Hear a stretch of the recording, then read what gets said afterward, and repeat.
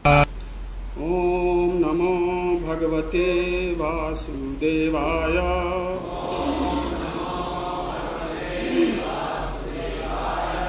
ओम नमो भगवते वासुदेवाय।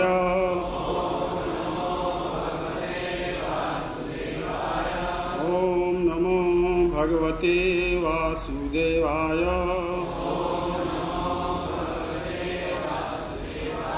नारायणं नमस्कृत्य नरं चैव नरोत्तमं देवीं सरस्वतीं व्यासं ततो जयम् उदीरयेत्। नष्टप्रायेषु अभद्रेषु नित्यं भागवत सेवया भगवती उत्तम श्लोके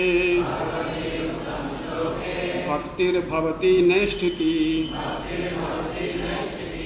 श्रीमद् भागवतम स्कंद 7 अध्याय 14 और श्लोक संख्या 17। इस अध्याय का नाम है आदर्श पारिवारिक जीवन। न यज्ञिमुखतोऽयं वै भगवान सर्वयज्ञभुक् इज्जेत हविषाराजन् यथा विप्रमुखे हुतैः। धन्यवाद। शब्दार्थ, अनुवाद और तात्पर्य ऐसी भक्ति वेदांत स्वामी श्रील प्रभुपाद जी के द्वारा। श्रील प्रभुपाद की कृपया मेरे पीछे दोहराइए। नहीं ही निस्संदेह अग्नि आग, मुक्तः मुख से ज्वाला से, अयम यह, वै निश्चय ही, भगवान श्री कृष्ण, सर्वयज्ञ भुक् सभी प्रकार के यज्ञों के फलों के भोक्ता, इज्जेता पूजा जाता है, हविषा घी की आहुति से, राजन हे राजा, यथा जिस प्रकार, विप्रमुखे ब्राह्मण के मुंह से होकर, उतई उत्तम भोजन की भेंट चढ़ाकर। कृपया अनुवाद मेरे पीछे दोहराइए। पूर्ण पुरुषोत्तम भगवान श्री कृष्ण सारे यज्ञ आहुतियों के भोक्ता हैं। यद्यपि वे अग्नि में डाली हुई आहुतियां खाते हैं, फिर भी हे राजन, जब उन्हें अन्न तथा घी से बना व्यंजन योग्य ब्राह्मणों के मुख के माध्यम से अर्पित किया जाता है तो वे और भी प्रसन्न होते हैं। तात्पर्य, जैसा कि भगवद गीता 3.9 में कहा गया है, यज्ञार्थात कर्मणो नियत्रम लोकोयम कर्म बंधना। सभी कर्म यज्ञ के लिए किए जाने चाहिए और यज्ञ कृष्ण को तुष्ट करने के निमित्त होना चाहिए। भगवद गीता में अन्यत्र भी कहा गया है, भोक्तारम यज्ञ तपसाम सर्वलोक महेश्वरम। वे परमेश्वर हैं और प्रत्येक वस्तु के भोक्ता हैं। यद्यपि यज्ञ कृष्ण को प्रसन्न करने के लिए किया जाता है, किंतु जब अन्न तथा घी को अग्नि में न डालकर प्रसाद के रूप में सर्वप्रथम ब्राह्मणों को और बाद में अन्यों को वितरित किया जाता है तो वे अधिक प्रसन्न होते हैं। इस विधि से कृष्ण अन्य किसी विधि की तुलना में अधिक प्रसन्न होते हैं। आज के समय में तो अग्नि तथा घी की आहुति डालकर यज्ञ करने की बहुत कम संभावना रह गई है। विशेष रूप से भारत में तो घी ना के बराबर है। प्रत्येक वस्तु जो घी से तैयार होनी चाहिए अब एक प्रकार के तेल से बनाई जाती है, किंतु यज्ञ अग्नि में तेल डालने की संस्कृति कभी नहीं की जाती है। किंतु यज्ञ अग्नि में कलयुग में अन्न तथा घी की उपलब्ध मात्रा धीरे धीरे घट रही है और लोग चिंतित हैं कि वे इनकी प्रचुर मात्रा उत्पन्न नहीं कर सकते हैं। ऐसी परिस्थितियों में शास्त्रों का आदेश है, यज्ञ ही संकीर्तन प्राय यजंती ही सुमेध स। इस युग में बुद्धिमान लोग संकीर्तन आंदोलन द्वारा यज्ञ संपन्न करते हैं। प्रत्येक व्यक्ति को चाहिए कि संकीर्तन आंदोलन से जुड़ जाए और अपने ज्ञान तथा धन की आहुति इस आंदोलन की अग्नि में डालें।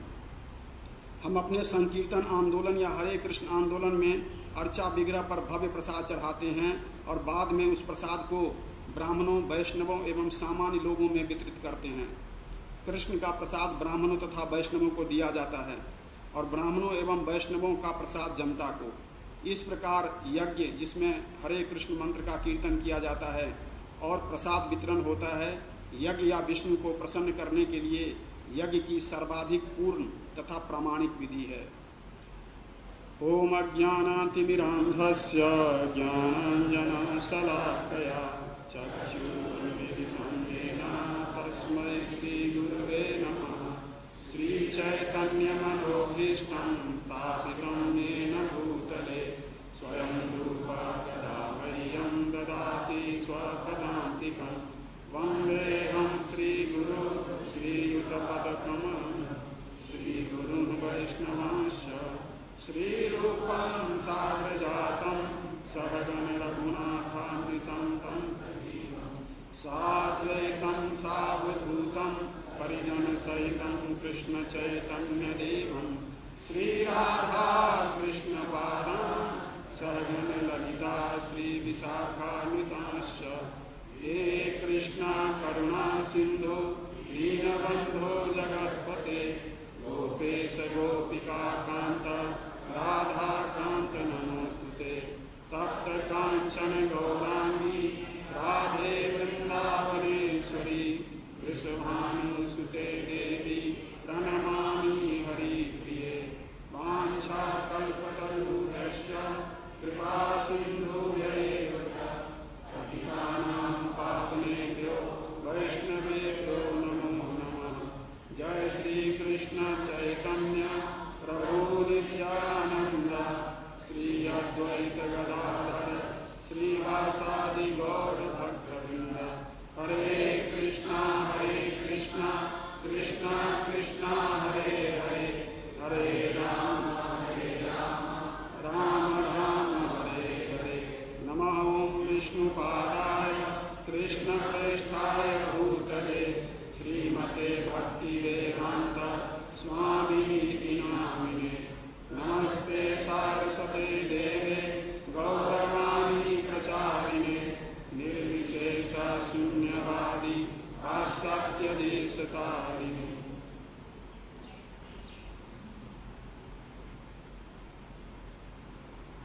वसुदेवसुतं देवं कंसचाणूरमर्दनं देवकी परमानंदं श्रीकृष्णं वंदे जगद्गुरुं। हरे कृष्णा। तो आप सबका स्वागत है आज की मॉर्निंग भागवत कक्षा में। अभी जो ये प्रसंग चल रहा है युधिष्ठिर और नारद जी का संवाद है। पिछले अध्याय में उन्होंने यति धर्म का वर्णन किया था और यति धर्म का वर्णन अवधूत ब्राह्मण और प्रहलाद महाराज के बीच में जो हुआ था उसको अब डायरेक्ट रिले किया था उन्होंने कि उनके बीच में क्या बात हुई थी। युधिष्ठिर महाराज को सारी बातें उन्होंने सुनाई कि यति धर्म जो है उसका पालन कैसे करना चाहिए और यति धर्म के पालन के बाद, यति का मतलब संन्यास, तो संन्यास धर्म के पालन करने के बाद जो है उसकी गति क्या होती है, अर्थात वो सन्यासी का जो है वो डेस्टिनेशन कहाँ तक है। अभी ये सुनने के बाद युधिष्ठिर महाराज को थोड़ा क्षोभ भी हुआ और थोड़ा लोभ भी हुआ। क्षोभ इस बात का कि उन्हें लगा कि इसका मतलब तो गृहस्थों के लिए कोई उपाय नहीं है, कोई यति के धर्म को, गति को प्राप्त कर पाएगा। और लोभ इसलिए कि उन्होंने सोचा चलो नारद जी हैं और यहाँ बैठे हुए हैं तो इनसे ये भी पूछ लें कि हमारे जैसे लोगों का क्या होगा। वो एक साधारण व्यक्ति के रूप में अपने आप को प्रस्तुत कर रहे हैं। हालांकि युधिष्ठिर कोई साधारण व्यक्ति नहीं है, वो स्वयं धर्मराज हैं, धर्म के सारे तत्वों को जानते हैं और स्वयं नारद भी 12 महाजनों में से एक हैं, तो वो भी सारे धर्म के तत्वों को जानते हैं। और इससे भी बड़ी इंटरेस्टिंग बात क्या है कि जब इन दोनों का प्रवचन या आपस में वार्तालाप चल रही थी तो भगवान कृष्ण स्वयं उपस्थित थे वहाँ पर। मतलब आप समझ लीजिए एक तरह से वो अनुमोदन कर रहे हैं इस चीज़ को। मान लीजिए आपके बीच वार्ता चल रही है और यहाँ भगवान उपस्थित हों, वो भगवान भी बैठे हुए हैं वहाँ पर, तो इन दोनों के बीच जो वार्तालाप हो रही है वो कृष्ण भी उसको सुन रहे हैं। तो ये भी एक बहुत बड़ी बात है। कहते हैं कि जब दो महान व्यक्ति लोग बातें करते हैं तो किसी महान वस्तुओं की चर्चा करते हैं, किसी महान the great things, they discuss the great things. और जब जनरल लोग बातें करते हैं दे डिस्कस द इश्यूज। और जब लो कैटेगरी के लोग मिलते हैं तो दे डिस्कस द पीपल। वो व्यक्ति को डिस्कस करते हैं, वो इश्यू को डिस्कस करता है। जो महान लोग मिलते हैं तो फिर वो महान चीज़ों की चर्चा होती है।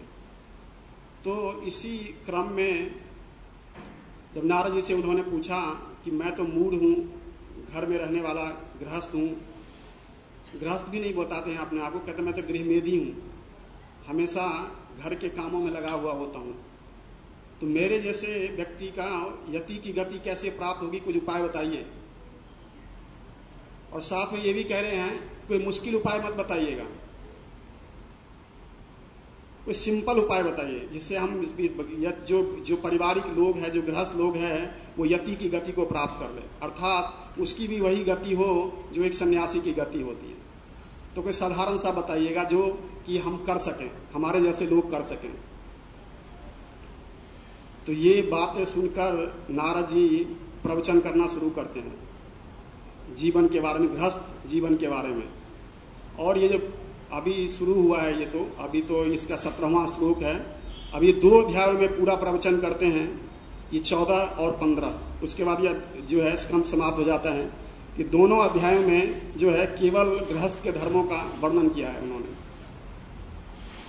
कि गृहस्थ को कैसे रहना चाहिए। और यही बात प्रभुपाद भी अपने तात्पर्य में समझाते हैं कि पहले हम प्रभुपाद के तात्पर्य से इसको समझने का प्रयास करेंगे कि वो कह रहे हैं कि जो भगवान हैं वही सभी वस्तु के भोक्ता हैं। तो संसार में जितनी भी वस्तुएं हैं वो गृहस्थों के पास, क्योंकि जो वस्तुएं हैं किसके पास होती हैं, गृहस्थों के पास। सन्यासी के पास कुछ होता नहीं है, ब्रह्मचारी आश्रम है उसके पास अपना कुछ नहीं होता, और वानप्रस्थी घर छोड़ के कहीं जो है तपस्या कर रहा होता है तो उसके पास भी कुछ नहीं होता। तो एकमात्र व्यक्ति के पास सब कुछ होता है वो है गृहस्थ। तो वो कह रहे हैं कि जो गृहस्थों के पास सब कुछ है वो किसके लिए है, भगवान के लिए, भगवान की प्रसन्नता के लिए है। और उन गृहस्थ अपने उन वस्तुओं से बाकी तीनों आश्रमों की सेवा करें, भगवान की प्रसन्नता के लिए और साथ में भक्तों की प्रसन्नता के लिए। जैसे प्रभु जी एक दिन अपने लेक्चर में बता रहे थे कि जो सन्यासी है या ब्रह्मचारी है, जो इस तरह का तपस्वी लोग हैं, वो उनके जो गृहस्थों के पास पैसा है एक्चुअली उनका पैसा है, वो तो चेक लिख के देंगे कि इतने पैसे दो तो उनको देना चाहिए। पर आज के समाज में ये संभव नहीं है, और हमारा न किसी को ये बात पचेगी कि ऐसे कैसे हो सकता है, कमा हम रहे हैं और लेगा सन्यासी और ब्रह्मचारी। तो उसके लिए आप सुनिएगा क्या प्रवचन करते हैं नारद जी।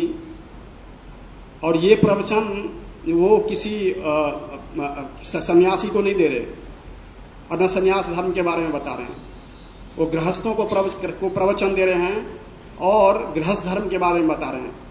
बड़ा अद्भुत और आश्चर्यजनक बातें बोलते हैं, बिल्कुल अद्भुत, कि गृहस्थों को कैसे परिवार में रहना चाहिए। तो प्रभुपाद भी थोड़ा सा इसमें जो तात्पर्य में लिखा है उन्होंने कि जितनी भी यज्ञ है, जो कि कल प्रभु जी भी बता रहे थे कि सारे यज्ञों को 3 कैटेगरी में बता गया है, ज्ञानमय यज्ञ, तपोमय यज्ञ और द्रव्यमय यज्ञ। तो प्रभुपाद यहाँ लिखते हैं इस परपट में कि द्रव्यमय यज्ञ जो है वो हम करने में सक्षम नहीं है अभी। द्रव्यमय यज्ञ का मतलब क्या होता है, द्रव्य को लाना, चीज़ों को, वस्तुएं, जैसे हम होम आदि करते हैं घर में उन वस्तुओं को, तो उसमें के लिए बहुत सारा धन चाहिए उसके लिए। तो वो सब क्या है कि आजकल के लोगों के लिए बहुत मुश्किल है कि वो इतने सारे धन लाएगा और उससे वो यज्ञ करेगा। तो प्रभुपाद यहाँ पहले ही लाइन में कहते हैं कि द्रव्यमय यज्ञ पॉसिबल नहीं है। एक ये कारण बताते हैं, और दूसरा कारण कि न शुद्ध ब्राह्मण है इस तरह का जो इस कराएगा, न शुद्ध सामग्री है, न शुद्ध करवाने वाला है, न उन नियमों को फॉलो करेगा। तो द्रव्यमय यज्ञ इस युग के लिए है ही नहीं। तो प्रभुपाद कहते हैं इस युग के लिए क्या है, संकीर्तन यज्ञ है, कि हमें संकीर्तन करना चाहिए और जगह जगह जहाँ भी हो, और संकीर्तन के बाद प्रसाद का वितरण जरूर करना चाहिए। ये एक महत्वपूर्ण बातें बता रहे हैं प्रभुपाद कि प्रसाद का वितरण अवश्य होना चाहिए, क्योंकि जो भगवान हैं वो ब्राह्मणों के मुंह से खाते हैं, और प्रसाद वितरण का उन्होंने क्रम बताया है।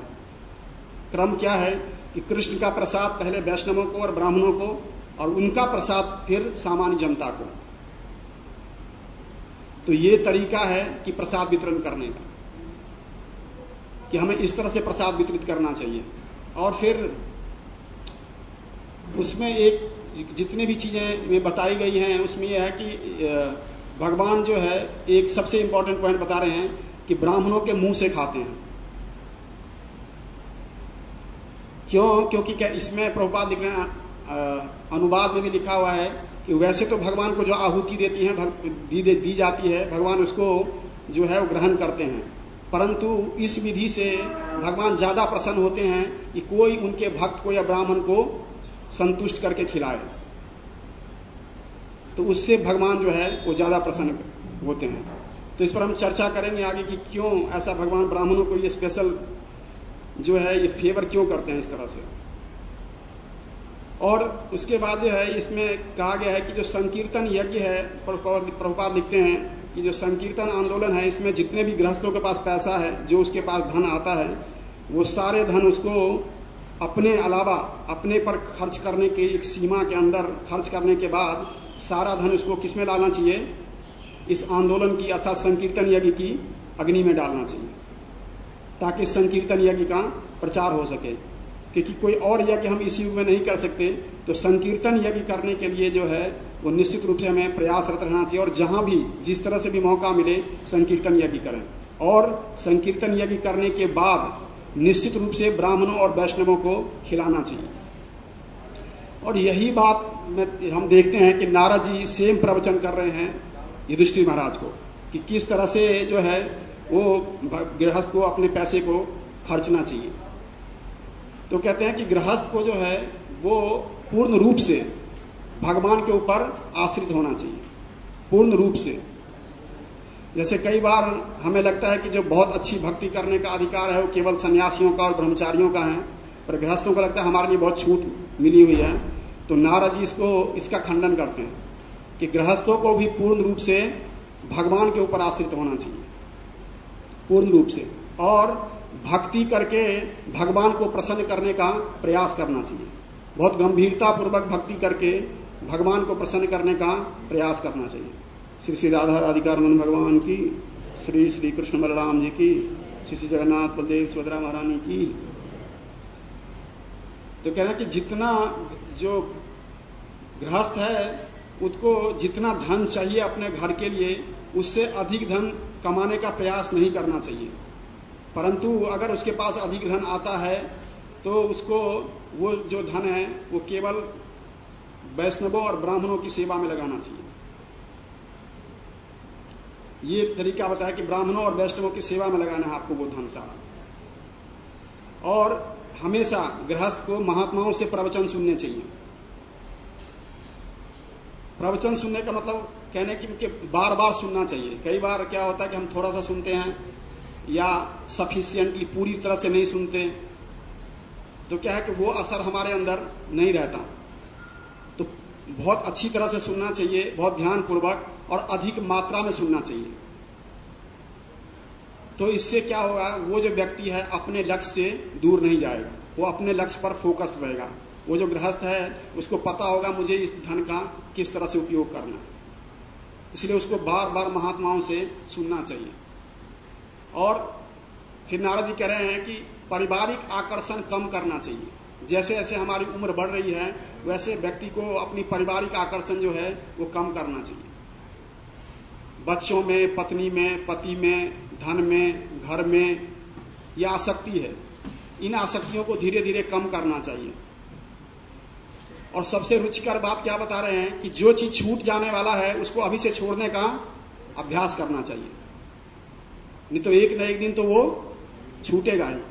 तो क्या है तरीका, क्या है कि अभी से हमें क्या करना चाहिए, कि अभ्यास करना चाहिए कि धीरे धीरे जो है हम उनमें आसक्ति कम कर दें और ख़त्म कर दें,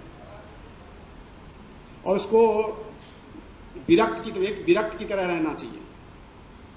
वो घर में खाली रहता है पर रहे विरक्त की तरह। नारद जी कह रहे हैं कि ज़्यादा कमाने के लिए हाय हाय नहीं करना चाहिए। एक सामान्य रूप में एक जो है उसको मेहनत करना चाहिए, और उस मेहनत से जितना भी उसको मिल जाता है उससे अपना जीवन यापन करना चाहिए। अधिक कमाने के लिए बहुत जो है वो दौड़ भाग नहीं लगानी चाहिए। वो कह रहे हैं साधारण भोजन करके रह सकता है, उसको साधारण भोजन करना चाहिए घर में। नहीं साधारण भोजन में नहीं मिल पाता तो पानी पीकर रहना चाहिए। ये किसको प्रवचन कर रहे हैं? गृहस्थों को, कि इसको पानी पीकर रहना चाहिए, साधारण भोजन खाकर रहना चाहिए, न कि बहुत जो है ऑपुलेंट भोजन करना चाहिए उसको। तो उसके दोष बताए हैं उन्होंने कि ये इस तरह से खाने से क्या होता है कि इंद्रियां जो है नियंत्रित नहीं रहती हैं। हम अपने मनपसंद की चीज़ें जब पका के और कुक करके खाएंगे बार बार, तो क्या है वो इंद्रियां जो है हमारी बस में नहीं रहेंगी। तो इसीलिए कहते हैं कि जो भी उस पैसे उस धन से जितना भी बन पड़ता है उसी से उसको लगाना चाहिए। फिर अपनी पत्नी को अतिथि की सेवा के लिए प्रयोग करना चाहिए। ऐसा नहीं कि कोई घर में अतिथि आए तो पत्नी कहे मैं तो नहीं बनाऊंगी, मेरे से नहीं बनता, तुम खुद ही देख लो। तो कह रहा पत्नी को इस तरह से प्रशिक्षित करना चाहिए कि जब भी हमारे घर में अगर कोई अतिथि आता है तो ये हम उसकी सेवा कर सकें। और वैसे भी जो है मनुष्यों को 5 यज्ञ करने की स्तुति की गई है। तो उनमें से जो नृ यज्ञ है वो अभी बता रहे थे प्रभु जी पीछे, उस यज्ञ में की चुक्ति तभी होती है जब हम अतिथियों को प्रसाद खिलाते हैं। अतिथि का मतलब जो कोई कभी भी आ जाए आपसे प्रसाद की डिमांड करे और आपसे प्रसाद आपके घर में लेना चाहे। अब तो वो कल्चर नहीं है, हमें सोचेंगे क्यों आए हो प्रभु जी, पहले पूछेंगे। बट ये पहले के लोगों में ऐसा नहीं होता था। पहले तो उनको पैर धुलाते थे, जल देते थे, उसके बाद पहले प्रसाद खिलाते थे, फिर उसको बिठाते थे, फिर पूछते थे क्या किस लिए आपका आगमन हुआ है। जैसे आप देखिए भगवान स्वयं, भगवान जब द्वारका में थे और रुक्मिणी देवी का मैसेज लेके एक ब्राह्मण आए थे, तो भगवान ने सबसे पहले उनके पैर धुलाए, उनको बिठाया, उनको भोजन कराया, फिर उनको थोड़ी देर विश्राम करने के लिए कहा, और उसके बाद जो है तो कुछ देर के बाद गए और फिर उनसे पूछा कि आप किस लिए यहाँ पर आए हैं। तो यही बात नारद जी बता रहे हैं कि ऐसे करना चाहिए। और फिर गृहस्थों को उन्होंने बताया कि उनके धन अपने 5 तरह से कैसे खर्च करना चाहिए। 5 तरह की सेवा में उसको धन को लगाना चाहिए। पहला क्या है? भगवान की सेवा में लगाना उसको, अपने धन को। गृहस्थों को बताया कि आपके पास अगर धन है तो आप इसको किस तरह से खर्च करना है। सबसे पहले किस में लगाना है? भगवान की सेवा में। भगवान की सेवा में लगाने का क्या मतलब? भगवान के मंदिर का निर्माण हो रहा है तो वहाँ दीजिए, या भगवान अर्चा विग्रह के लिए की सेवा करिए, या घर में करिए, या मंदिर में आकर करिए, या उनके लिए कुछ लेके आइए। ये हमेशा गृहस्थों को ये आदेश देता है कि तीन जगह पर उसको खाली हाथ नहीं जाना चाहिए कभी भी। कहाँ पर? भगवान के मंदिर में, अपने मित्र के घर और अपने गुरु के घर। कभी खाली हाथ नहीं जाना चाहिए उसको, हमेशा कुछ लेकर जाना चाहिए, चाहे जो कुछ भी लेके आए आप। ये शास्त्रीय वैदिक आदेश है ये, कि हर गृहस्थ को ऐसा करना चाहिए।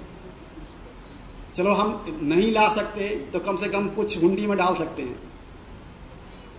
तरीका यही है कि हमें वैसे बिल्कुल ही भगवान के सामने नहीं आना चाहिए गृहस्थों को, खास करके। आप फूल ले लीजिए बाहर से, कुछ भी ले लीजिए, तुलसी के पत्ते ले आइए, कुछ भी ला करके और फिर भगवान के चरणों में रखिए। समथिंग, कुछ भी। अगर हम कम से कम मान लीजिए दिन में आप 4 बार आते हैं, कई लोगों के साथ होता है ऐसा, तो आप कम से कम 1 बार तो जरूर लाइए। 4 बार के लिए पॉसिबल नहीं है तो 1 बार जरूर लाइए। बट जो दिन में आते ही 1 बार हैं तो उनको अगर कहते हैं मैं रोज आती हूँ तो तब भी रोज लाना चाहिए। इसका वैल्यू से कोई मतलब नहीं है कि आप क्या ला रहे हो। इसका मतलब यह है कि हमें कुछ भगवान के लिए त्याग करना चाहिए, कुछ ना कुछ लेके आना चाहिए भगवान के लिए। तो ये वही वो बता रहे हैं कि, और दूसरा कि ब्राह्मण और वैष्णव की सेवा में उस धन को लगाना, ये दूसरा तरीका उन्होंने बताया। और तीसरा, जनता में प्रसाद को वितरित करना, प्रसाद वितरित करना, कि प्रसाद बनाइए, भगवान को भोग लगा करके उसको वितरित करिए। ये तीसरा तरीका नारद जी ने बताया। चौथा, पितरों का श्राद्ध करना जरूर करना चाहिए। खुद नारद जी इसमें इस अगले 15वें अध्याय में इस बात को बताते हैं। कई बार हम लोग प्री मैच्योर ट्रांसेंडेंटलिस्ट बन जाते हैं, जो कि प्रभुपाद बार बार लिखते हैं कई जगह पर, कि हमें लगता है कि मैं अब माला पकड़ लिया तो मेरे लिए सारे धर्म खत्म हो गए। खत्म हो गए ब्रह्मचारियों के लिए और सन्यासियों के लिए, जिसने सारा जीवन अपना उसके लिए दे दिया है, पर गृहस्थों के लिए खत्म नहीं हुआ है। कई बार हम भी गलतफहमी में पड़ जाते हैं और हमें लगता है कि माला पकड़ लिया तो हमारे सारे धर्म खत्म हो गए, अब क्या करने की जरूरत है प्रभु जी, हम तो कृष्णा कॉन्शियस हैं। नारद जी यही बता रहे हैं युधिष्ठिर महाराज को कि हमें पितरों का श्राद्ध अवश्य करना चाहिए। और खास करके बता रहे हैं कि वो जो आश्विन महीने का जो 15 दिन आता है उसमें तो जरूर करना चाहिए, और ब्राह्मणों को आमंत्रित करके खिलाना चाहिए। हाँ, वो इस बात के लिए कह रहे हैं कि हमें अधिक खर्च नहीं करना चाहिए इन चीज़ों पर, श्राद्ध वगैरह पर, कि पता चला हमने जीवित अवस्था में पिता का ध्यान नहीं रखा, बट मरने के बाद बहुत बड़ा भोज करते हैं दिखाने के लिए कि हमने जो है बहुत बड़ा किया। नारद जी कह रहे हैं इसमें उसका भाव लोगों को ये दिखाना होता है कि मैं खिला रहा हूं, तो इसलिए कह रहे हैं ज्यादा से ज्यादा 3 ब्राह्मण को बुलाओ और खिलाओ। कितने को? 3 लोगों को बस। परंतु कह रहे हैं जरूर करना चाहिए। देव पूजा में अगर जैसा अवसर है हमें तो जरूर करना चाहिए, उसमें कह रहे हैं 2 ब्राह्मणों को बुलाना चाहिए। देव पूजा में और इन चीजों में ये गृहस्थों के धर्म बताए हैं कि आपको ये सब जरूर करना चाहिए। और फिर चौथा क्या है, चौथा ये था पितरों का श्राद्ध करना, और 5वां है स्वयं प्रसाद ग्रहण करना। ऐसा नहीं कि दूसरों को ग्रहण करवाए, उसको स्वयं भी भगवान का भोग लगा करके स्वयं भी प्रसाद लेना चाहिए। तो ये कह रहे हैं कि हम अपने पूरे धन को इन 5 तरह से जो है बांट सकते हैं, और गृहस्थों को इसी तरह से अपने धन को 5 भागों में बंटवारा करके उसको रहना चाहिए। बहुत लंबा प्रवचन है पूरे 2 उसमें, कि उसको अपने गुरु के निर्देश में रहना चाहिए। गृहस्थों को कह रहे हैं कि गुरु के निर्देश में उसको व्यापार करना चाहिए, कि गुरु ने जैसा कहा उस तरह का व्यापार करना चाहिए। उसका एग्जाम्पल देते हैं नारद जी वहाँ पर, कि अगर जैसे हम पैरों में जूता डाल के अगर कहीं पर जा रहे हैं तो कंकर और पत्थर से हमारा बचाव हो जाता है, उसी तरह से जब हम गुरु के निर्देश में अगर कोई बिजनेस करते हैं, व्यापार करते हैं, या कोई धन कमाने का काम करते हैं तो हमारी सुरक्षा होती है तब भी।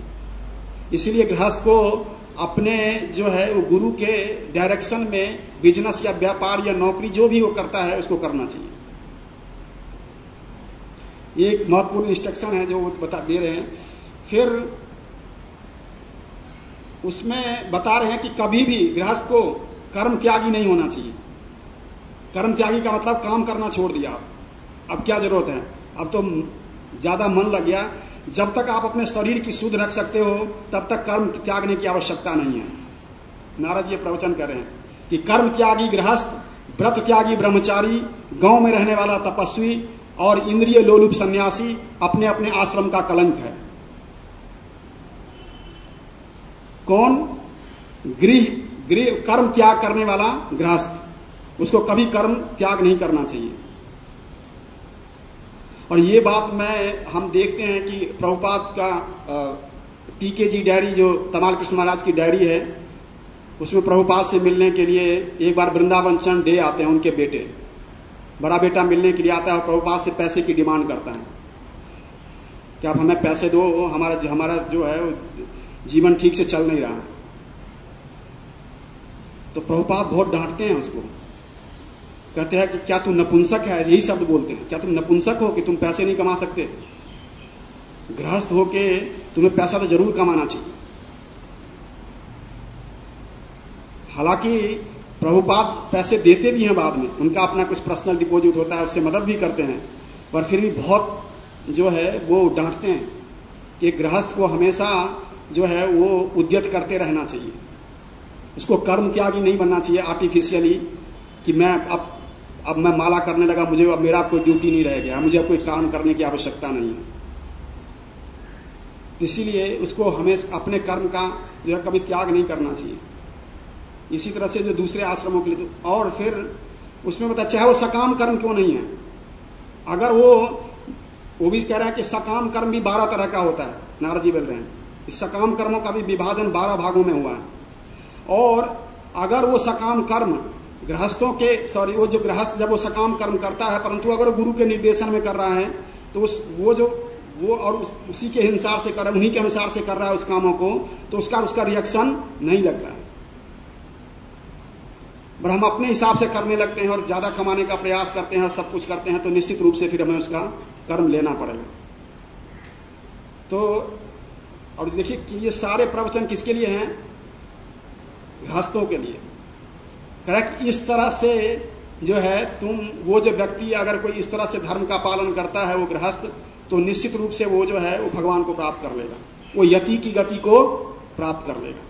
जो पूछा था कि यति की गति को कैसे गृहस्थ प्राप्त करेगा, तो फिर नारद जी कंक्लूड करते हैं इसको कि यति की गति को प्राप्त कर लेगा। कैसे? वो एग्जाम्पल भी बताते हैं इसका कि जैसे तुमने प्राप्त कर लिया है। कह रहे हैं कि जो आपने जो है वो भगवान को जैसे प्राप्त कर लिया है, उसी तरह से जो है वो लोग भी इसको, जो गृहस्थ जो इस तरह से अपना जीवन यापन करेगा, वो निश्चित रूप से जो है वो भगवान को प्राप्त कर लेगा। और यही बात जो है धर्मस्त गृह मेधि यो वरिता पापनाशना गृहस्थो येन पद्मिम अंजसा न्यासिना में यात। अंजसा शब्द का इसमें आया है कि अंजसा मतलब सरलता से प्राप्त कर लेगा। गृहस्थ भी उसी चरम फल को सरलता से प्राप्त कर लेते हैं जो सन्यासियों को प्राप्त होता है। हे महाराज युधिष्ठिर, मैंने तुम्हें धर्म की वह विधि बतला दी है कि अगर गृहस्थ इस तरह से अपने धर्म का पालन करेगा तो निश्चित रूप से वो सन्यासी की गति को प्राप्त कर लेगा। और फिर कैसे प्राप्त कर लेगा? तो नारद जी कह रहे हैं कि यूयम नृलोके बत भूरि भागा लोकम पुनाना मुनयोभियन्ति ये शाम गृहाना बसती साक्षात गूढ़म परम ब्रह्म मनुष्य लिंगम। कि जैसे तुमने कृष्ण को प्राप्त कर लिया है। कह रहे तुम भी तो गृहस्थ हो, तुमने भगवान को प्राप्त कर लिया। भगवान तुम्हारे घर में गोपनीय ढंग से तुम्हारे भाई के समान रह रहे हैं। ये तुम्हारे जीवन का परफेक्शन है कि भगवान जो है वो समस्त ब्रह्मांड के स्वामी। ये कितना आश्चर्यजनक है। नारद जी कह रहे हैं ये परम ब्रह्म कृष्ण, जिन्हें बड़े बड़े मुनि अपनी मुक्ति तथा शाश्वत आनंद प्राप्ति के लिए ढूंढते रहते हैं, तुम्हारे श्रेष्ठ शुभचिंतक मित्र, ममेरे भाई, आत्मा, पूज्य निर्देशक तथा गुरु की भांति कार्य कर रहे हैं और तुम्हारे घर में रहते हैं। कह रहे हैं हे युधिष्ठिर कि कोई भी गृहस्थ अगर इन धर्मों का पालन करता है और इन तरह के चीजों का पालन कर लेगा जिस तरह से, तो निश्चित रूप से वो यति की गति को प्राप्त कर लेगा। फिर एक दूसरा पॉइंट इसमें जो है प्रभुपाद कह रहे हैं कि जो, और इसमें श्लोक में भी लिखा हुआ है, नारद जी कह रहे हैं कि जो ब्राह्मण जो है वो उसके मुंह से भगवान खाते हैं। तो हम इस पर चर्चा करेंगे कि ब्राह्मणों को इस तरह से इतना महत्व क्यों दिया गया है। और प्रभुपाद अपनी सोसाइटी के लिए क्या बोलते हैं कि मैंने ये सोसाइटी किस लिए बनाई है? ब्राह्मण बनाने के लिए। प्रभुपाद ये जो गोपाल कृष्ण गोस्वामी महाराज बार कई बार आते हैं तो वो अपने लेक्चर में बताते हैं कि प्रभुपाद कहते थे कि मैंने एक चमत्कार जरूर किया है। वो चमत्कार क्या है? मैंने हजारों मलेच्छों को ब्राह्मण बना दिया। इस सोसाइटी की स्थापना प्रभुपाद ने किस लिए की है? ब्राह्मण बनाने के लिए। भगवान जो है वो ब्राह्मणों के गॉड है। नमो ब्रह्मण्य देवाय। परंतु ये ब्राह्मण बनने की स्थिति जो है, ये ब्राह्मण बनने का जो अपॉर्चुनिटी है वो सबके लिए खुला हुआ है। हर व्यक्ति बन सकता है क्योंकि इसका जन्म से कोई संबंध नहीं है। तो ये अपॉर्चुनिटी सबके लिए है। पर भगवान है ब्राह्मणों के। वो ब्राह्मणों की बातें सुनकर के आते भी हैं और ब्राह्मणों के लिए प्रकट भी होते हैं और ब्राह्मण की रक्षा भी करते हैं। तो तभी जो है ब्राह्मणों के लिए बताया जा है कि नमो ब्राह्मण देवाय गो ब्राह्मण हिताय च। तो कहने का मतलब है कि और ब्राह्मण की जो विशेषता है ब्राह्मण शब्द की, ब्रह्मम जानाति इति सह ब्राह्मण, जो ब्रह्म को जानता है वो ब्राह्मण है। और ब्रह्म किसको बोलते हैं? निर्विशेष ब्रह्म को। ब्रह्म शब्द ज्यादातर प्रयोग किसके लिए हुआ है शास्त्रों में? निर्विशेष ब्रह्म के लिए। तो पहले जो ब्राह्मण शब्द का जो व्याख्या थी वो निर्विशेष ब्रह्म के लिए था, कि निर्विशेष ब्रह्म को जो जानता है। इसीलिए हम देखते भी हैं कि आप श्रीमद् भागवतम में देखो, याज्ञिक ब्राह्मण के पास जब वो कृष्ण बलराम के गोप बाल जाते हैं, कृष्ण बलराम के लिए भोजन की को मांगते हैं, तो यज्ञ ब्राह्मण सुनते नहीं। उनको क्या लगता है कि हम तो किसी और बहुत इससे बड़े व्यक्ति की जो है वो ध्यान कर रहे हैं और उसके लिए यज्ञ कर। और सबसे बड़ी बात यह है कि इतने जो ये जो ब्राह्मण हैं, ब्राह्मण को भूदेव, महीदेव, भूसुर, महीसुर इन शब्दों से विभूषित किया गया शास्त्रों में। भूसुर का मतलब जो पृथ्वी का देवता है, महीसुर पृथ्वी का देवता, भूदेव पृथ्वी का देव, महीदेव पृथ्वी का देव। अर्थात ब्राह्मण जो है उसको इस पृथ्वी पर चलता फिरता देवता माना जाता है। क्यों माना जाता है? ऐसा क्यों माना? क्योंकि उसके जो गुण हैं वो भगवान की से मिलते जुलते हैं, एक पहली बात। फिर क्या है, ये सारा जगत जो है किसके अधीन है? देवताओं के अधीन। कौन चलाता है इसको? इंद्र और उनकी कैबिनेट क्या करती है? तो ये सारा जो तीनों जगत है वो किसके अधीन है? देवताओं के अधीन। और देवता किसके अधीन है? मंत्रों के अधीन। और मंत्र किसके अधीन में है? ब्राह्मणों के। इसीलिए ब्राह्मण देवता है। अब समझ आ गया आपको? ये क्रम है एक्चुअली में। देवाधीनम जगत सर्वम मंत्राधीनम च देवता तन्मंत्रम ब्राह्मणाधीनम तस्मात् ब्राह्मण देवता। इसीलिए ब्राह्मण को देवता कहा गया है कि ये देव के अधीन है सारा जगत, और वो देवता ब्राह्मण मंत्रों के अधीन है, और वो मंत्र ब्राह्मण के पास है, इसीलिए ब्राह्मण देवता है। और इसीलिए भगवान ब्राह्मणों के मुख से खाते हैं। आप समझ, इस तरह के शब्द इसमें प्रयोग किया गया है कि। और फिर सबसे बड़ी बात क्या है कि भगवान खुद ही बताते हैं इसी 7वें स्कंद के इसी अध्याय के 41वें और 42वें श्लोक में नारद जी प्रवचन कर रहे हैं कि ब्राह्मणों को बहुत श्रेष्ठ समझना चाहिए, बहुत श्रेष्ठ जो है उसको आदर देना चाहिए, उनको समझना चाहिए। और वो भी कह रहे हैं कि कुछ ब्राह्मण जो है वो कई ब्राह्मण की भी कई कैटेगरीज हैं।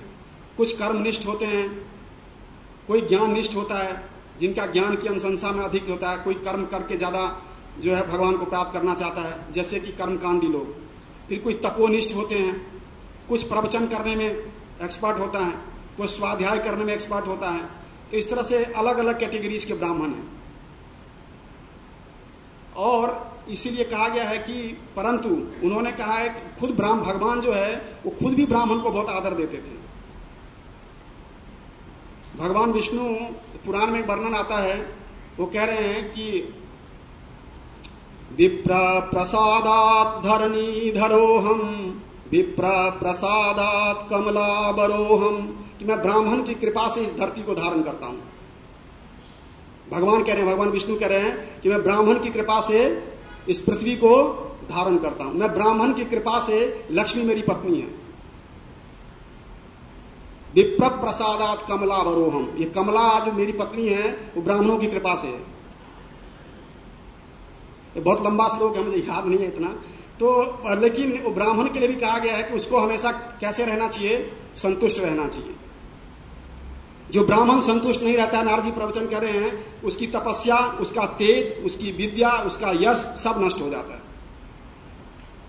उसको जो कुछ भी मिलता है अपने कर्म से, उसके 3 ही कर्म बताए गए हैं: दान लेना, दान देना, यज्ञ करना, यज्ञ कराना, और स्वाध्याय करना, और जो है वो टीचिंग करना।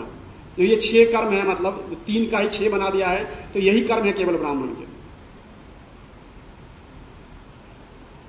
तो कृष्णा कॉन्शियस सोसाइटी में भी अगर कोई ब्राह्मणेतर कर्म कर रहा है, जैसे कि हिज होलीनेस भक्ति भागवत स्वामी महाराज एक बार अपने प्रवचन में बता रहे थे कि अगर कोई कृष्णा कॉन्शियस में भी वो ब्राह्मणिकल कर्म नहीं कर रहा है और उसने ब्राह्मण दीक्षा ली हुई है, तो उसको ब्राह्मण नहीं कहना चाहिए अपने आप को कि मैं ब्राह्मण हूं। उसको बोलना चाहिए कि मैं सेकेंड टाइम इनिशिएटेड हूं। उसको ये नहीं बोलना चाहिए कि मैं ब्राह्मण दीक्षित हूं। That was the statement he made. अगर वो ब्राह्मण का कर्म कर रहा है, then he should be called a Brahmin.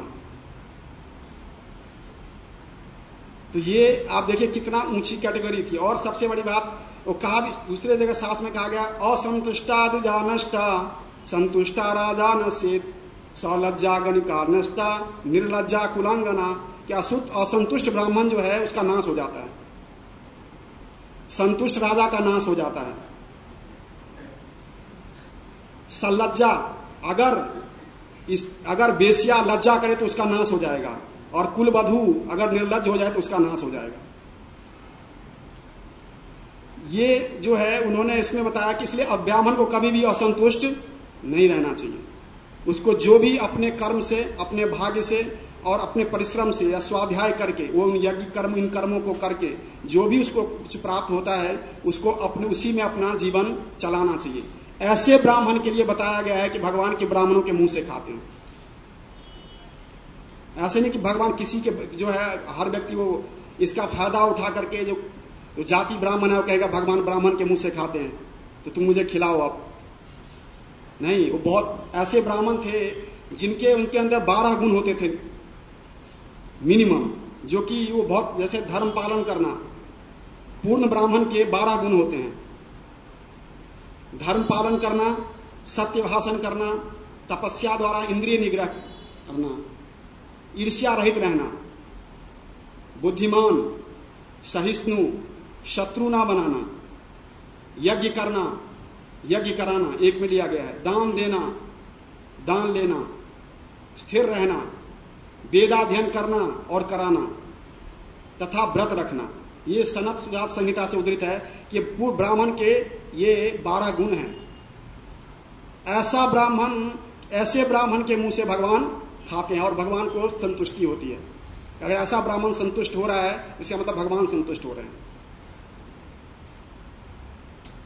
तो हमें ये इन चीज़ों को और सबसे इससे भी, लेकिन हमें ये भी समझना चाहिए कि जो वैष्णव हैं उनकी स्थिति ब्राह्मणों से भी ऊंची है, क्योंकि ब्राह्मण में कितने गुण हैं?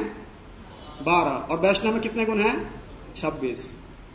तो ब्राह्मण, जब Vaishnava is far far far superior than Brahmanas, but still Vaishnava को वैष्णव कहलाने से पहले उसको ये सारे ब्राह्मण के गुण लाने पड़ेंगे। हम ऐसे भी नहीं MBBS में एडमिशन लेके आप डॉक्टर नहीं बन जाएंगे। इसी तरह से हम केवल वैष्णव मंत्र में दीक्षित होने से वैष्णव नहीं बन जाते हैं। वे क्वालिटी को, इन चीज़ों को हमें धारण करना पड़ेगा। अगर कोई वैष्णव है तो ये माना जाता है कि ये 12 गुण उसमें इंक्लूडेड है, तो तभी जो वैष्णव है वो फार फार सुपीरियर है। और कई जगह हम देखते भी हैं कि भगवान जो है खुद भी इन ब्राह्मण को कितना वो सम्मान देते हैं कि जब श्रीमद् भागवतम में कथा आती है महाराज नृप की, तो भगवान वहाँ पर चेतावनी देते हैं यदुवंशियों को, खास करके अपने बेटों को और बाकी रिश्तेदारों को, कि खबरदार कभी ब्राह्मण से पंगा मत लेना। भगवान कह रहे हैं, भगवान के शब्द हैं कि कभी ब्राह्मण से उलझने का प्रयास मत करना। क्यों? क्योंकि महाराज नृप जब अपनी कथा बताते हैं तो उसमें किसी ब्राह्मण ने उनको श्राप नहीं दिया था कि महाराज नृप जो है वो छिपकली बन गए। क्या हुआ था? केवल वो ब्राह्मण क्या हुआ था? अप्रसन्न हो गया था। खाली क्या हुआ था? केवल अप्रसन्न हो गया था, रुष्ट हो गया थोड़ा सा। उसने बोला कुछ नहीं, वह रुष्ट हो गया। तो उसकी वजह से क्या हुआ कि महाराज नृप इतने बड़े दानी, उनका क्या हुआ? छिपकली बन गए। तो भगवान वहां पर जो है वो चेतावनी दे रहे हैं यदुवंशियों को कि कभी भी ब्राह्मण से जो है लड़ाई मोल मत लेना। वो कभी गाली भी दें, कभी कुछ भी करें, कोई अभद्र भाषा का प्रयोग करें, आपको कुछ भी करें तो उनको जवाब नहीं देना है। अब समझो क्या बता रहे हैं कि हमें उनको जवाब नहीं देना है, किसी भी तरह से उनको जवाब देने का प्रयास नहीं करना है। और सेम गलती किसने करी? इन्हीं यदुवंशियों ने।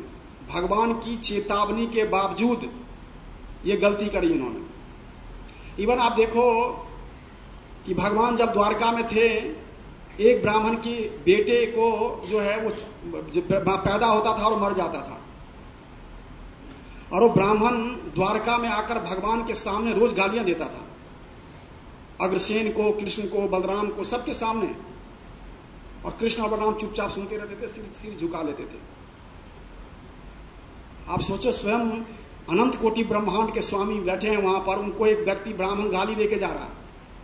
वो राजा को भी गाली दे रहा है, पूरे दरबार में सबको गाली दे रहा है, और कृष्ण और बलराम सिर झुका लेते थे जब वो ब्राह्मण आता था। और जब क्योंकि तब जब चूंकि भगवान उपस्थित थे, किसी की हिम्मत नहीं थी कि उस ब्राह्मण को जाके कुछ बोल दें। परंतु जैसे आप देखिए क्या हुआ कि भगवान के निर्देश के बावजूद, भगवान ने ऐसा बताया, उसके बावजूद क्या किया सामने, या यदुवंश के भगवान के ही बेटों ने क्या किया? ब्राह्मणों का मजाक उड़ा दिया। और वो मजाक यदुवंश के लिए बहुत भारी पड़ा। क्यों? कि उसी से ब्राह्मण इतने रुष्ट हो गए। और श्राप देने वाले में सबसे आगे कौन था? नारद जी। वो भी ब्राह्मण है, और श्राप देने वाले में सबसे आगे वही थे कि तू हमसे मजाक करने आए हो कि इसके गर्भ में कौन सा बच्चा है। तो कहने का मतलब है कि ये गंभीरता को प्रदर्शित करता है कि भगवान ने किस तरह से उनको पहले वार्न किया था, पहले भी चेतावनी दी थी कि हमें ब्राह्मणों से किस तरह का व्यवहार करना चाहिए। खुद भी ब्राह्मणों के साथ कैसा व्यवहार किया वो करके दिखाया भगवान ने, और इसके बावजूद भी जो है वो उन्होंने इसको ठीक से किया नहीं, मतलब पालन नहीं किया। तो वो वजह क्या है? वो यदुवंश के नाश का कारण बना। तो ये इस तरह का जो ब्राह्मण है वो निश्चित रूप से, अगर इस तरह का कोई ब्राह्मण है जो कि ये सारी चीजें कर सकता है, धर्म का पालन कर सकता है, तो निश्चित रूप से उसके मुंह से जो है भगवान खाते हैं। और जो युधिष्ठिर महाराज और नारद जी का संवाद है, उसमें वो कंक्लूड करते हुए जो है वो नारद जी कह रहे हैं कि हे युधिष्ठिर, इस तरह से जो ब्राह्मणों की सेवा करेगा, जो गृहस्थ है उसको ब्राह्मणों की सेवा करनी चाहिए। और इस तरह जब ब्राह्मण की सेवा करता है और अपने सारे धर्म को ठीक ठीक पालन करता है, तो निश्चित रूप से उसके लिए उस सन्यासी के धर्म को प्राप्त करना या सन्यास की अवस्था। और फिर एक बात और भी कह रहे हैं कि हर गृहस्था को इतना ट्रेंड हो जाना चाहिए गृहस्थ आश्रम में कि उसको सन्यास लेने के लिए तैयार रहना चाहिए, कि सारा जीवन जो है वो गृहस्थी में ना रहे, बल्कि उसको इतना ट्रेंड हो जाना चाहिए गृहस्थ आश्रम में ही कि वो सन्यास बन सके आगे चल करके, और फिर जो है वो उस भगवान को प्राप्त कर लेगा। ठीक है, हरे कृष्ण। श्रील प्रभुपाद की, अनंत कोटि वैष्णव वृंद की, निताय गौर प्रेमानंदे। प्रश्न किसी का अगर है तो जिज्ञासा?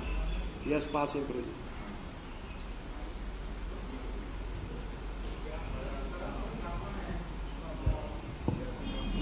माइक ले लो। हरे कृष्ण, हरे कृष्ण। प्रभु जी, कलयुग में कर्म से ब्राह्मण दिखाया जाता है कि उसका गुण के किस प्रकार है। अगर कोई जन्म से ब्राह्मण है और कर्म भी अच्छा कर रहा है, तो दोनों में श्रेष्ठ किसको कहा जाएगा? उसके कर्म को श्रेष्ठ कहा जाएगा, जन्म को श्रेष्ठ नहीं कहा जाएगा। दोनों ब्राह्मणों में से जो अगर ब्राह्मण भी है, जन्म से भी ब्राह्मण है, उसके कर्म भी ब्राह्मण के हैं, तो निश्चित रूप से और अच्छा है। जैसे सोने पे सुहागा, कि उसका ब्राह्मण कुल में जन्म भी हुआ है और उसका कर्म भी ब्राह्मण का है, तो निश्चित रूप से बहुत अच्छा है। पर फिर भी अगर दोनों में तुलना करना पड़े तो हमें वेटेज कर्म को देना चाहिए, जन्म को नहीं देना चाहिए। धन्यवाद।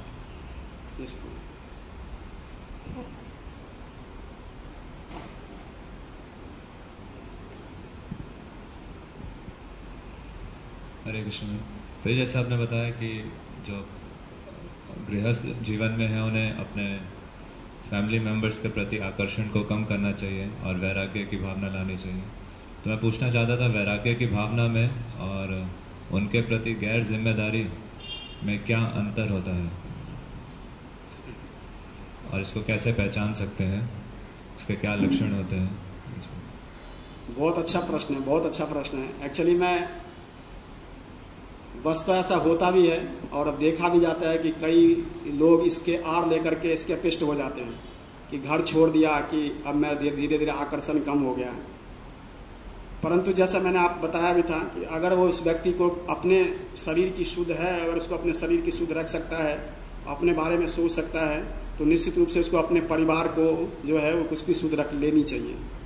पर उसको लगता है कि मैं अपने परिवार, अगर वो उस गृहस्थ आश्रम में रहते हुए भी धीरे धीरे उसमें ऐसी विरक्ति या ऐसा वैराग्य उत्पन्न होता है तो अपने शरीर के बारे में भी नहीं सोच पाता या चीज़ों को ठीक से नहीं कर पाता है, अपने लिए भी चीज़ें नहीं कर पाता है, देन उसके लिए ये माफ़ है कि उसको वो गृहस्थ धर्म का कोई नियम लागू होता है उसके ऊपर। और सबसे बड़ी बात है कि ये जो जिसके अंडर में वो ऐसा कर रहा है उसको तो निश्चित रूप से पता होगा कि किस तरह से कर रहा है व्यक्ति, तो निश्चित रूप से उसको उससे चेक करवाना चाहिए कि मैं इसके अपेस्ट हूँ कि मैं धर्म का पालन कर रहा हूँ। क्योंकि ऐसा बहुतों बार होता है कि लोग जो है वो सारा जीवन तो अपने परिवार की सेवा करते हैं और कई बार बोलते हैं कि मैं अब परिवार वालों से कलह हो गया और लड़ाई हो गई तो जो एक आश्रम बना के कहते हैं मैं अंदर वैराग्य आ गया। पर वैराग्य कैसे आएगा? क्योंकि व्यक्ति वो वहाँ जा कर के भी क्या करता है, उन्हीं चीज़ों में फंस जाता है। फिर वही जो चीज़ें उसको यही चाहिए होता है वही उन्हीं चीज़। मान लीजिए यहाँ 2 कमरों का फ्लैट में रहता था, उसको लगा कि वैराग्य आ गया, मैं आप छोड़ के जा रहा हूँ, या घर में परेशानी हो गई तो घर से छोड़ के भी निकल जाता है, तो जा करके कहीं आश्रम बना करके मठ बना के बैठ जाता है। 10 कमरों का मठ है, हाथ में सोने चांदी है, घड़ी है, सब कुछ है। और जो आप कह रहे कि उसकी जिम्मेवारी जो है उसको निश्चित रूप से अपनी जिम्मेवारी का पालन करते रहना चाहिए। जिम्मेवारी का पालन करना और वैराग्य होना दोनों अलग अलग बातें हैं। जिम्मेवारी का पालन करने का मतलब है कि निश्चित रूप से उनकी सुख सुविधा का तो निश्चित रूप से ध्यान रखना चाहिए, खास करके आवश्यक वस्तुओं को खाने पीने का। जिसमें इसमें बनारस जी प्रवचन करते हैं कि मोटा अन्न और मोटे कपड़े का अभाव नहीं होना चाहिए उसमें, कि अगर वो जिस व्यक्ति उसके ऊपर आश्रित है उसको खाने का और उसको कपड़े देने का उसके ऊपर निश्चित रूप से उसका दायित्व है, तो उसको जरूर निभाना चाहिए। इससे अधिक के लिए वो जिम्मेवार नहीं है। इससे अधिक के अगर वो परिवार के लोग डिमांड करते हैं तो इसके लिए वो जिम्मेवार नहीं है। वो चाहे तो बोल सकता है कि मेरे से नहीं संभव है, परंतु कम से कम मतलब खाना और कपड़ा वो उस व्यक्ति की जिम्मेवारी है, वो जरूर पूरा करनी चाहिए। मेरी अपनी अंडरस्टैंडिंग यही है। यस त्याग नहीं करना चाहिए, तो अगर यदि व्यापार में हानि होने लगे तो उसको क्या करना चाहिए? गृहस्थ का धर्म अलग है, आप ये गृह मेधी की बात कर रहे हो। एक्चुअली में जो व्यापार चेंज कर सकता है, या अगर वो भक्त है और भक्ति में रह रहा है तो निश्चित रूप से उसको पूछ के अपने सुपीरियर से पूछना चाहिए कि मुझे क्या करना है और क्या मैं व्यापार बदल सकता हूँ कि नहीं। इसमें बार बार खास करके नारद जी बता रहे हैं कि जो गृहस्थ है उसको भी अपने गुरु के गाइडेंस में अपना व्यापार चलाना चाहिए। अगर तो उसके जिम्मेवार जो है, अगर मान लीजिए ऐसा हो जाता है कि तो अपने गुरु से पूछ सकता है कि मैंने आपने जैसा बताया था मैं वैसा कर रहा था, उसमें घाटा हो गया, तो वो जैसा बताते हैं मार्गदर्शन करेंगे वैसा करना चाहिए। अगर वो भक्त है तो, नहीं भक्त नहीं है तो फिर इसके लिए ये नियम लागू ही नहीं होता, जैसे मर्जी कर सकते। आप पूछ रहे थे, बताइए।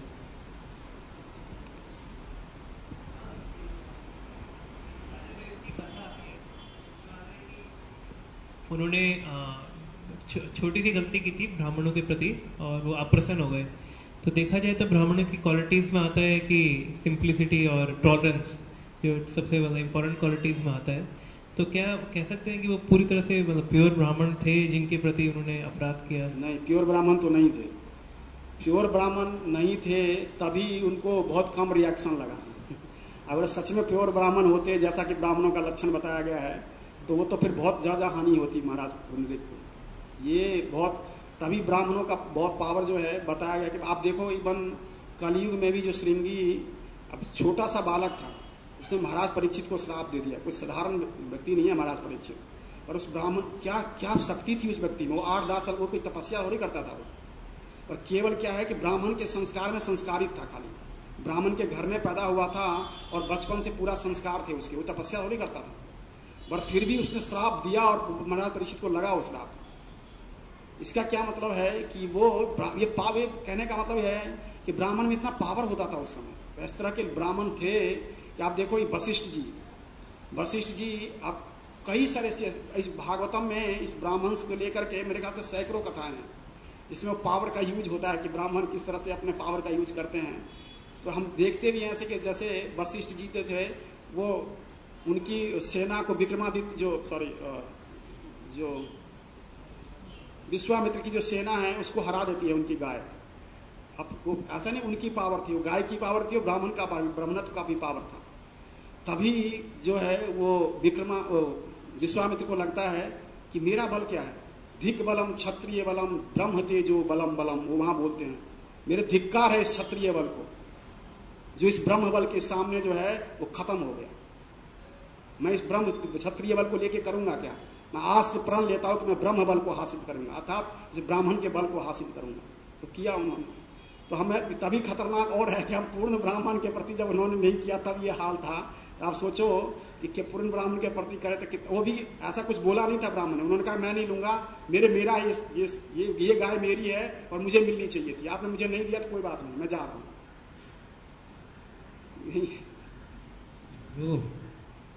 निरोध और आश्रय में क्या डिफरेंट है?